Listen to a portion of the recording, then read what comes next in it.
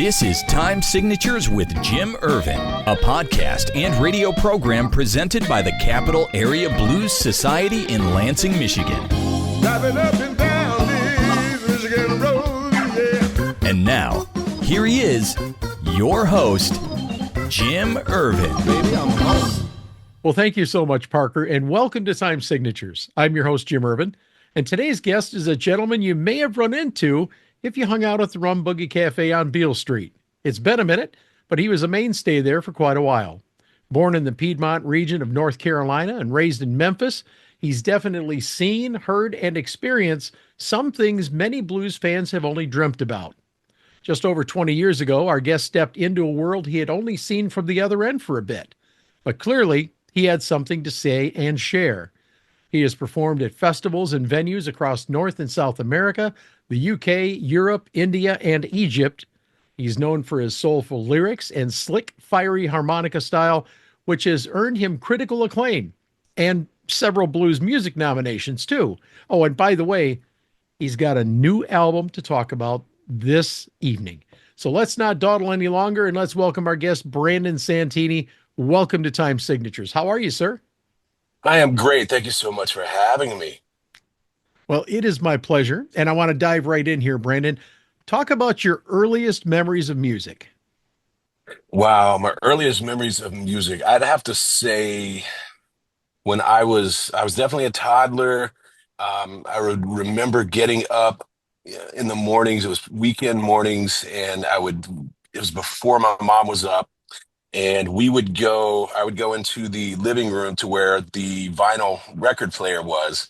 And I didn't really know how to operate it very well, of course, but I knew how I could manage getting the record to play.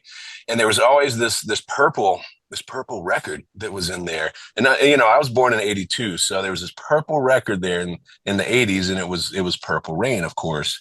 Right. And I just remember this is so funny. We always laugh about this, me and the fellas in the band, but I would put that record on, and just the noises, there were sounds that I had never heard before. And in some of the intros, and it may actually have been the intro to Purple Rain, but it could have been another song. But I remember it used to scare me, man. The noises they were frightening, and so I could only take enough of it, a certain amount, and then I would turn it off, and I was done.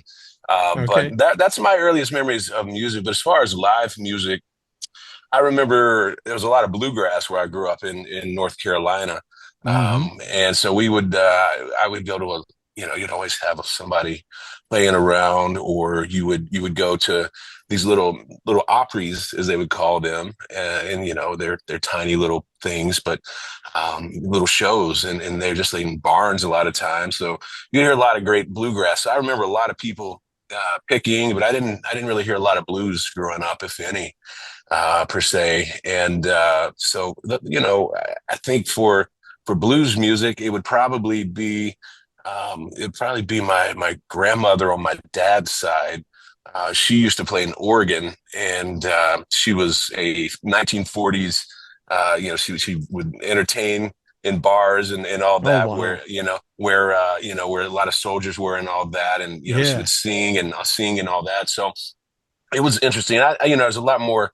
I'm sure that beyond that she did, but I remember her playing some organ, and so there was some little bluesy licks in there, I think so. And so that's pretty much the earliest memories I have of both live music and just music in general, I think. Well, how about favorite bands or artists? Any of those songs that you might have just had to hear over and over again when you were young?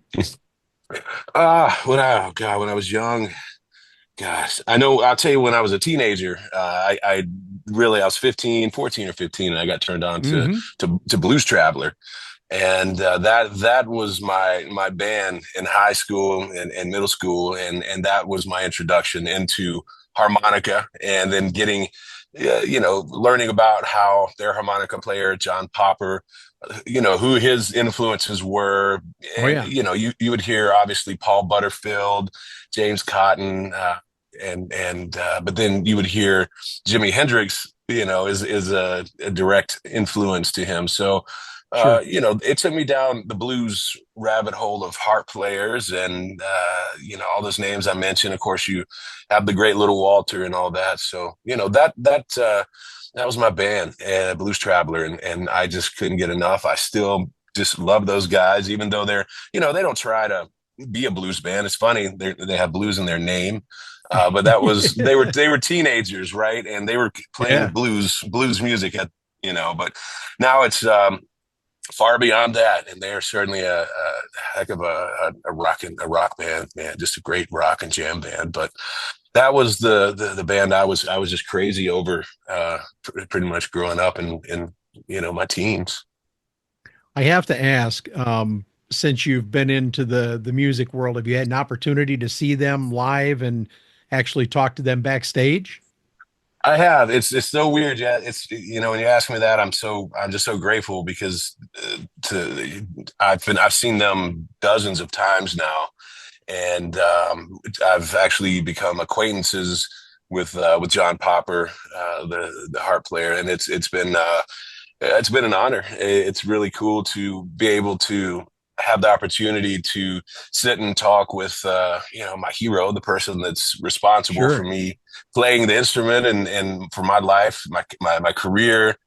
And so it's nice to be able to chat with him when I have the opportunity and I'm very fortunate that I have the opportunity to do that more often than I probably should. So I'm just, it floors me to be able to talk with, and just the fact when he first started, commenting on my Facebook stuff, just was mind melting. And, I still get a little giddy when he, when he puts a little comment or something on my Sure. social media. So that'll probably never stop. But a lot of people in the blues world say that that you can't like Blues Traveler because they're not traditional blues, right? And they're so out of the box. But I think that's been a thing that's uncool for people to say. But it's especially 10, 20 years ago, there were much more of the traditionalists saying, that's not blues. And, Yep. when you say you like John Popper, they're like, oh God, no, no, no, no. So I actually had at one point when I moved to Memphis, I had to stop saying that a lot, and then when I stopped, saying it, I was like, this is silly, man. So, it's blues music now is well, it's open, it's so wide open, the spectrum is, and I think there's so many elements to it, and I think there's a whole new I would say class or generation of harmonica players who are influenced by John Popper now, and of course Jason Ricci, guys who are of that progressive mentality or playing style. So Sure. I in a less verbose kind of way, I think I think Blues Traveler gets knocked, John Popper gets knocked in the mud a little too much, but that's unfortunate because he's arguably the best. Real quick question. You ever have a chance to gig with him or jam with him at all? No, not yet. That would be probably one of the biggest honors of my life. Quite honestly. So, maybe we can manifest that just by me putting that out into the atmosphere again. There you But that go. would be really cool. That would be a treat. I would just, it would be remarkable, and it would be a highlight for me for sure. Brandon, you mentioned growing up in Memphis and coming up in those early years. Growing up on Beale, man, that had to be an experience. Did you have any favorite stories from those early years as you were acclimating yourself to Memphis? Oh man, there were. I remember the first night, the first night on Beale Street. Just hearing all the music. We came into town, and the mosquitoes were out. It was hot August, and I got bit probably 100 times on my legs. But just hearing all the music, it was like it was kind of. I don't know. I don't know the best way to describe it. It was just going up and down the street and just music being all around you, left to right, and Yeah. people everywhere on a Friday night on Beale Street in the heat of summer. It was I can hear it, I can still see it. It's just lots of commotion, and I remember going past the Rum Boogie Cafe and hearing progressive harmonica sound. And it was, I looked in, it was this young dude, probably he was in his, I think he was in his early 30s at the time, named Billy Gibson, Oh, who's wow. a fantastic, fantastic harmonica player. Now, a lot of people think Billy Gibbons when I say that. So No, don't, no, no. I know yeah. you're talking about. So, Billy Gibson. So it was Billy, and he was just ripping and just playing some fast stuff. And I was like, holy Wow. cow. So, yeah, I got to meet him, and then we became friends and all of that. But just the atmosphere, it was electric. It was just really electric when I first moved there.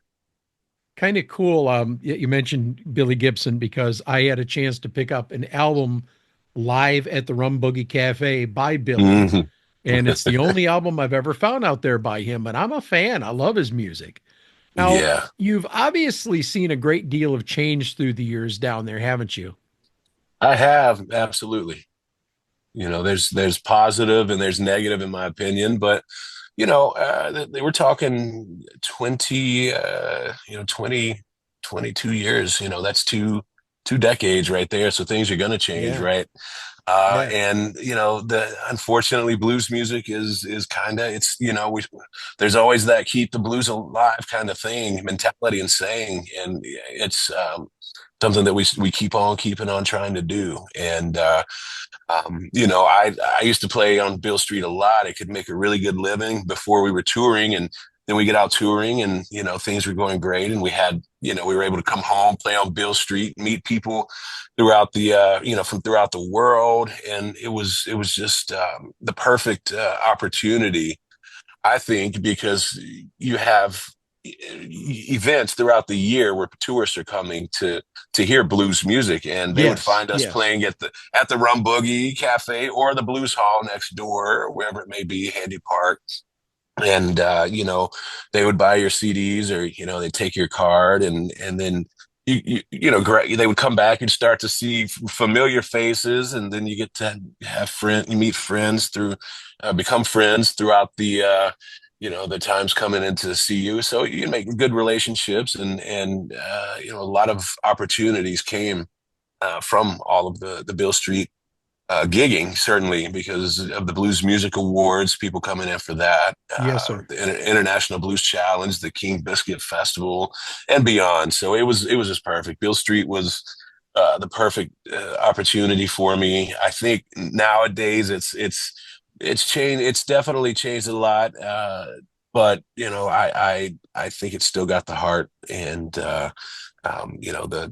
the clubs. You walk into the Rum Boogie Cafe or the Blues Hall right next door to it, King's Palace Cafe. Those places they all still feel the same when you walk in there. So I love being able to go into Rum Boogie is my favorite place. And funny enough, I actually worked there before I started playing gigs.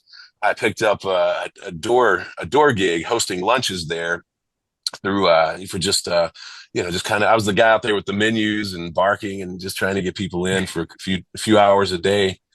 And then Okay. became a bouncer at the club, and so I would have the opportunity to see guys like Billy Gibson just while I'm working, and it wasn't much trouble during those the nights they were playing, but it was really cool, man. I get to see so many great musicians just while I'm getting to work and make money and getting to meet new people that are coming into the club, and Bill Street was good to me, man. I'm forever grateful for it. That's a great transition. And I was going to actually ask you about your time working at the Rum Boogie. But at what point during that stint did you begin to really flirt with music? I mean, were you always musically inclined?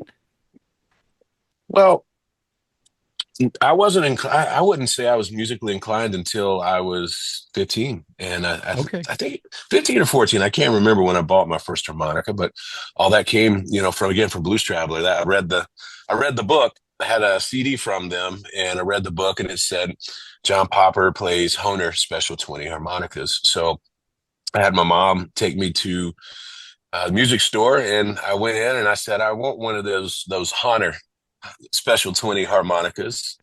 And the store clerk, she said, "What key?" I thought it was a trick question. I didn't understand why a key. What does that got to do with anything? Right. Because I had no Right. no knowledge of music whatsoever. And So I ended up getting one. You're supposed to start with a C, but I ended up starting with a D. That was when I first got going, and then the transition to Memphis and to Beale Street was just you basically cut your teeth on those stages, right? And you learn from there's lots of blood, sweat, tears, and whiskey that were shed through those years, and there were a lot of great musicians that we would watch. They were performing down there, just showmen, right? So I learned about how to become a showman, and that you have to become an entertainer, not just a musician. So Sure. Yeah.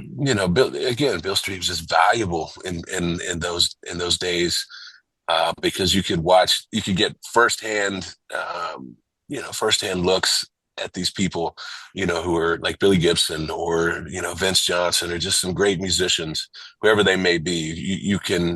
You were able to just watch it firsthand. So I feel like I'm blessed to be in a, small little part of the Beale Street history books when people go back and look at it. And, I wouldn't, those days may not have always been the most fruitful financially, may not have been the best, we were young, may not have been the best emotionally, but I wouldn't trade them for the world. Those were some of the best times for me.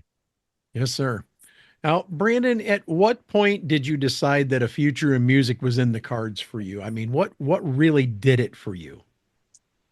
I think it was immediate. I was that taken aback, or that swept up by Blues Traveler, and I remember I remember I would emulate John Popper. I would emulate the musicians I would see on TV or videos, on cassette tapes that we'd watch. But that was the calling right there, man. Okay. Now, Yeah. of course, since you're a blues harmonica player these days, I have to ask the obvious question. Have you got any favorites in the blues genre, past or present? Oh, absolutely. I mean, the list, I think, always, I guess start with past. Obvious, the guys that are going to be on most everybody's list. You got Little Walter, you Hmm. got from James Cotton. Uh, for me, you've got Sonny Boy Williamson, number Yes, sir. two, in my opinion, more so than one. Is more appealing to me. Kim Wilson, of course, he's still alive. But all those guys, Big Walter, Junior Wells, man, so many great ones. But the modern day, God, there's so many just amazing players. In no particular order, I think immediately guys like Jason Ricci, Kim Wilson, Billy Branch, Charlie Musselwhite, Mark Hummel, all those guys. And then you've got people like Aki Kumar. You've got there's so many just amazing players. I mean, Will Wild is out of the UK, and he's a very progressive player, and so he is really doing some cool things. But there's a list, and I'm probably going to catch some flack because I'm not saying a lot of people's names. But I have a lot of harmonica friends, and so we probably don't. We'll probably leave somebody out. But I'm just men and women of all ages are just doing amazing things with harmonica right now.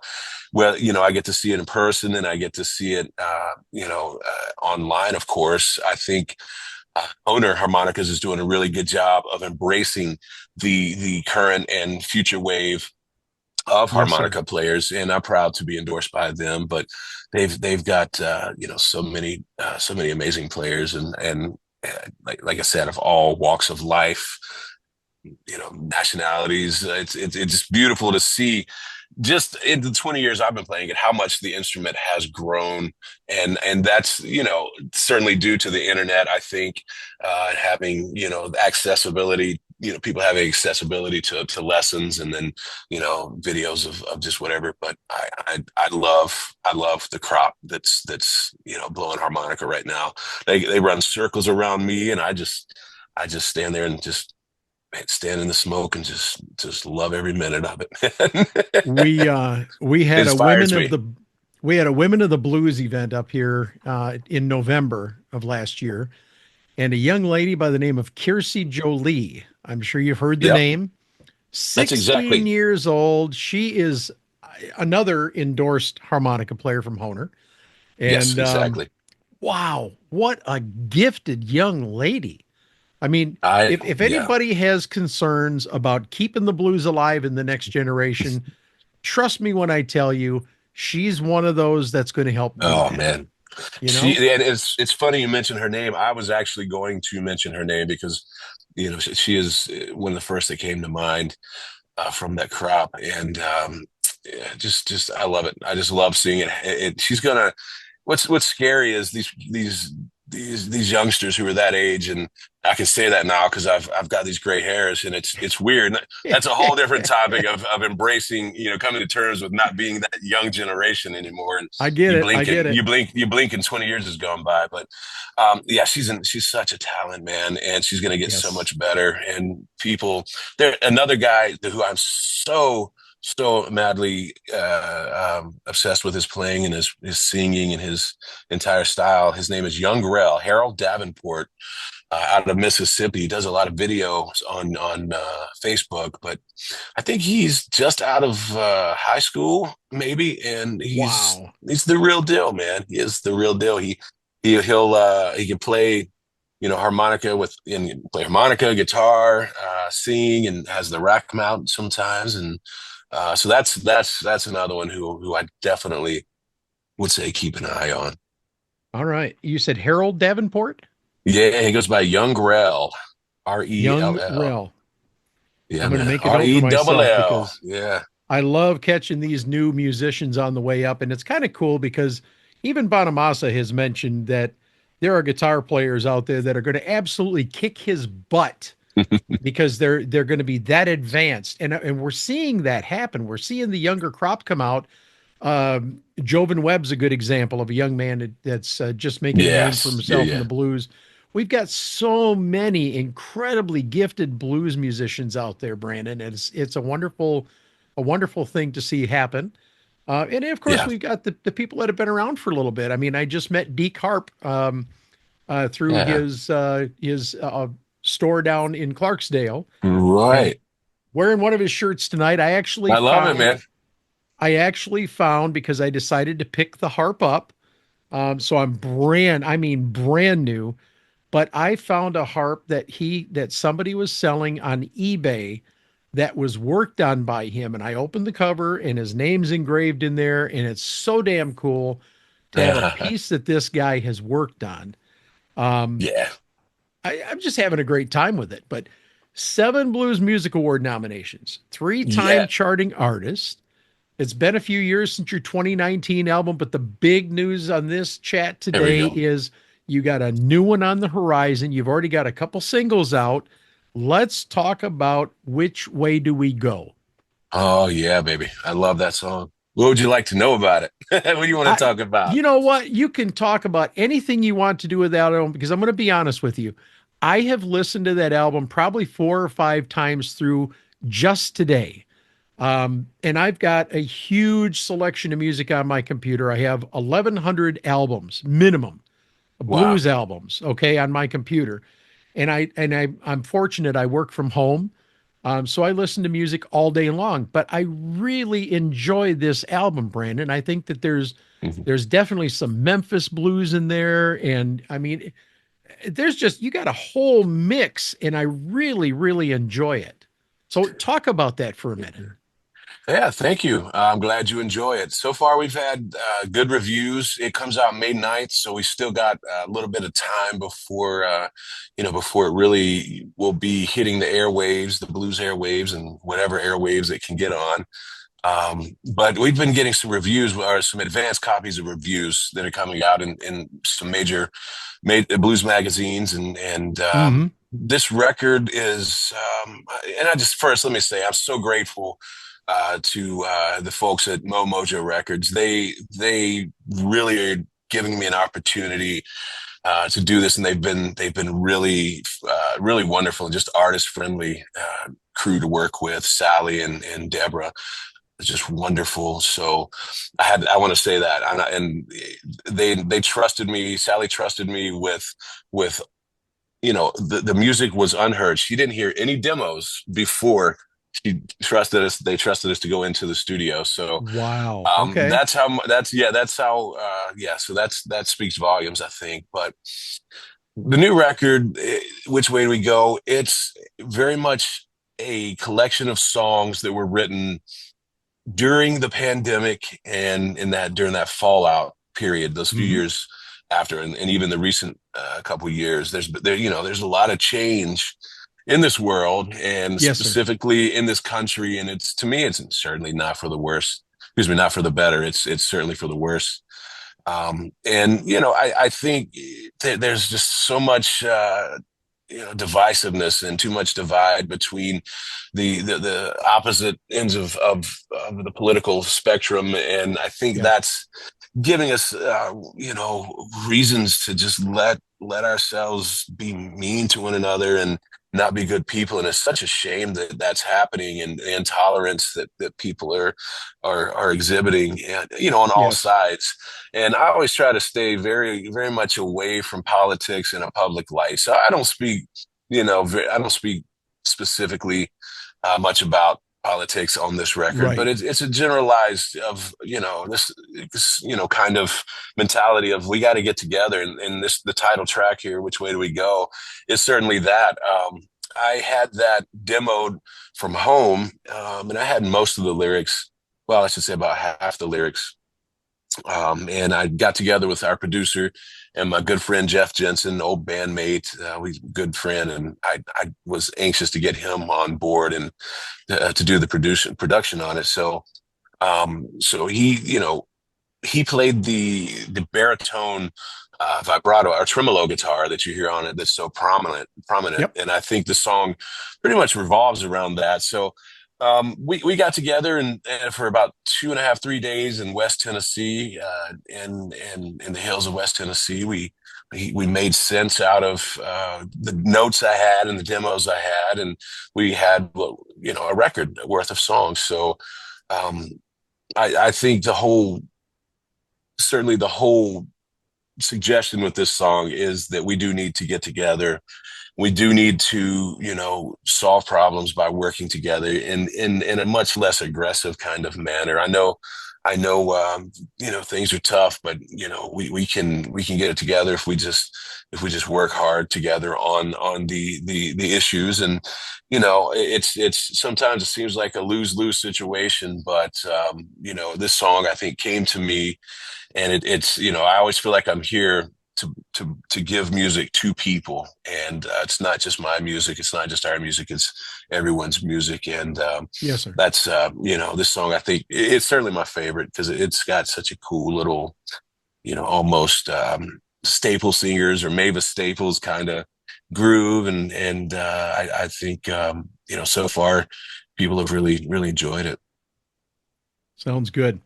Any plans for touring over the next 12 to 14 months?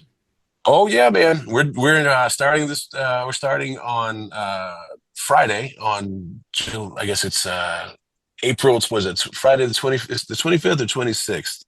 I don't recall. Today. That's today. That's this coming Friday. When is that? Yeah, this is airing today. Oh, that's right. Yes, the 25th, that's right. Yeah. Do you want to recut any of that there? No, nope. Just go ahead. We're just having fun. Just go, man. We're just doing it. All right. Yeah. So we are releasing the record on the 9th of May, but we're doing the first show tonight. We're in Kansas City, and tomorrow we're in Warrenton, Missouri, as we start the This Time Another Year tour. Excuse me, the Which Way Do We Go tour. I'm all messing up. We go from tour to tour. Oh my gosh. I've never done an interview. Can you believe it? Oh gosh. No, rookie. Yes, I just, why not laugh about it? I've stared at a computer all day for the last few days, just handling business, and that's part of the responsibility of a band leader. But so I apologize. There's nothing but water in this cup. I can assure you. But yeah, the Which Way Do We Go tour is going to be going throughout North America, mainly the United States, but we do have some Canadian stuff, some Ontario stuff that's happening. Very But nice. we're going all throughout, hitting all kinds of great spots. We're doing some really cool album release parties down on Beale Street in Memphis on the 8th and 9th. And we're gonna have that centered around the Blues Music Awards. Okay, here comes your softball for the evening. Any stops in Michigan coming up? Well, let's think. Oh man, we do have a couple that come to mind. Uh-huh. I can't tell you the specific dates because I don't have that in front of me, but I do know that we are playing at the Kalamazoo Blues Festival this year. I want to say I it's the 18th and 19th of July, mm, isn't it? that sounds good to me. I like it. Yeah, I I like believe the it way you is. think. You can always just edit. We can always overdub the voice and just have, it could be like one of those old flicks where, Japanese flick, King Kong or something, and just say, just overdub the Yep. right thing. But anyway, but yeah, so we're playing there. That's going to be so cool. I love it. And we're so excited to bring the songs from the new record there. And then later on this year, I think it's September, we're going to be in Albion, Oh, Michigan. Albion. Albion, yeah, you're going Yeah, to be at Blues at the Bomb, huh? that's Cool. right. So I think they'll have tickets for that and if and for the Blues Festival in Kalamazoo. And if they don't, you just probably can pay some money at the gate to get in or the door. Yeah, you can definitely go to the Balm Theater, go to the box office. They've always got tickets available there. You can go online. Of course, the Kalamazoo group. If you look for the Kalamazoo Valley Blues Society (KVBS), look for them. You can get information there. I know I'm looking forward to seeing you and meeting you. Tully Bray is going to be on hand. John Primer and the Real Deal Blues Band. Love that guy. Whoa. Love that new album that he's got out, and man, it's going to be fun. All right, here Yeah. comes the toughest question of the interview. Are you ready? Okay. Chicago, Memphis, Delta, Piedmont, or a mix of these branches of the blues genre. Which is your favorite, or do you have a favorite? Mm. It's going to be between Chicago and Delta. Those are always my two go-tos simply due to the harp, being a harp player. The stuff that would come out of the Delta was very raw, and then you Yes, would sir. electrify it up in Chicago, and then it's just like even more just explosive. So I always have a hard time deciding my favorite two of the bunch. All right. Brandon, Yeah, where can people go to find out more about you and your music, maybe buy some yeah, albums or merchandise, yeah. or book you for a gig? And don't forget, you want to sell these albums, so where can they order the new one? Well, you definitely don't want to come knocking on my front door, the house, or anything, because I don't have any here.